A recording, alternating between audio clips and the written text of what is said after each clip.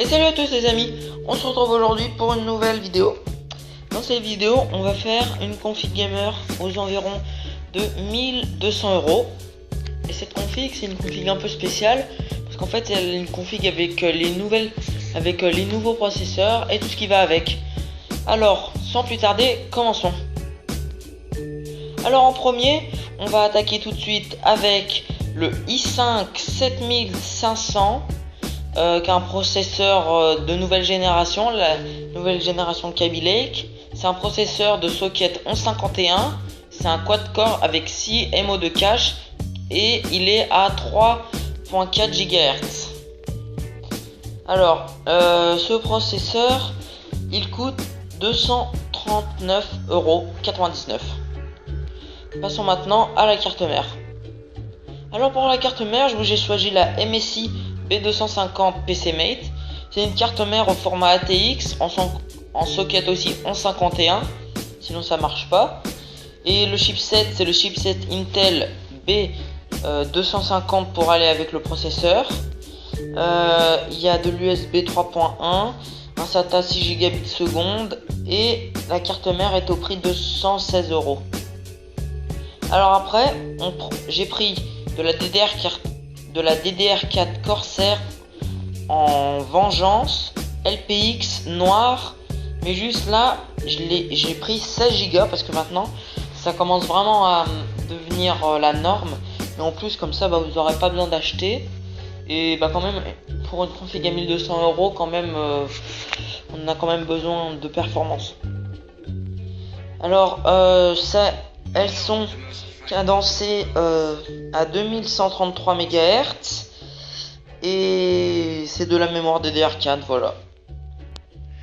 Pour le Ventirad, j'ai pris le Colormaster HyperTX3 Evo, qui est un Ventirad très bien au prix de 23,90 €, et c'est un Ventirad qui supporte presque tous les sockets, et c'est vraiment un bon Ventirad pour les processeurs qui ne s'overclockent pas. Alors après, pour la carte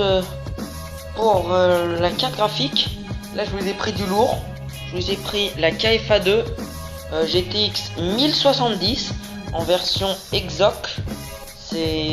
En fait la version Exoc, c'est la version Extreme Overclocking. Ça veut dire qu'en fait les performances elles sont poussées au maximum, et elle est en 8 Go.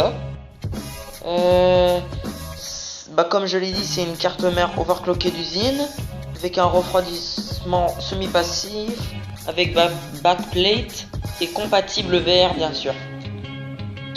Alors après, je nous ai pris un petit SSD de 240 Go de la marque SanDisk en SATA 3. C'est un bon petit SSD pour pouvoir mettre Windows et les jeux, comme ça ira plus vite. Il y a 530 mégaoctets en lecture et 440 mégaoctets secondes en écriture. Alors après, j'ai pris un Seagate Barracuda 1 Tera, 7200 tours par minute, en SATA 3, un disque dur 3.5, voilà.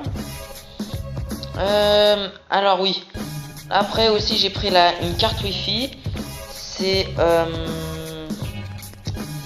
la TP-Link, c'est une PCU Express, et ça annonce 300 mégabits par seconde. Et puis après, pour le boîtier, j'ai pris le Zalman R1 en version noire, qui est un boîtier moyen tour au format ATX, micro ATX et mini ATX, USB 3.0 avec fenêtre. En fait, le boîtier, je l'aime vraiment bien parce qu'en fait il a plusieurs fonctionnalités.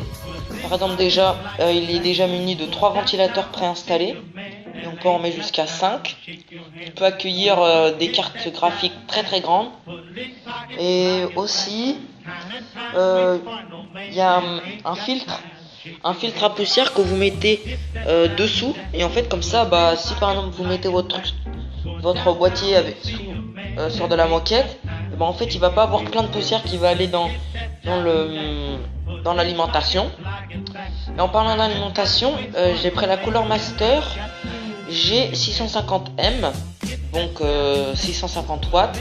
C'est une alimentation certifiée 80 plus bronze et elle est semi-modulaire. Et pour ceux qui savent pas ce que c'est semi-modulaire, c'est qu'en fait vous allez pas avoir tous les câbles qui servent à rien, mais vous allez en avoir quand même quelques-uns. Ça veut dire qu'en fait ça sera plus facile pour vous pour le cable management. Et voilà les amis, la vidéo se termine déjà. J'espère qu'elle vous aura plu. Comme d'habitude, likez et abonnez-vous si c'est pas déjà fait.